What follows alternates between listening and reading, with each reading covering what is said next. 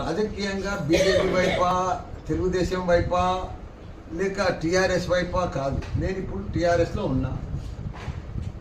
నేను ఇప్పుడు ఏ వైపు చూసేటట్టు కూడా లేను. ఇప్పుడు నాకు కూడా 73 సంవత్సరాలు అయింది. ఇంకా ఏ వైపు చూడవలసిన అవసరం ఏముంది? ఇప్పుడు నేను ఎంపీ అయినా, మినిస్టర్ అయినా, మళ్ళీ ఇప్పుడు ఎమ్మెల్యే అయినా, ఇంకా 3 ఏళ్ళు ఉంటా. నేను రాజకీయమే వద్దనుకుంటున్నా. ప్రజలకు సేవ చేసి మంచి కాలేజీలు, యూనివర్సిటీలు నడిపిస్తామని అనుకుంటున్నా. రాజకీయాలకు దూరం ఉన్నారు కదా సార్, వారసత్వం మీద కొనసాగిస్తారా? దూరం ఏమి నేను అనలేదయా. నిన్న వాళ్ళు ఏదో రాంగ్ తోటి మెసేజ్ తోటి స్పీడ్లో పోయింది. కానీ రాజకీయంలో రిటైర్మెంట్ ఉండదు. యాది పెట్టుకో, రాజకీయంలో రిటైర్మెంట్ ఉండదు. నేను విద్యా సంస్థలు దేశం అంతా ఓపెన్ చేస్తా అని చెప్పిన.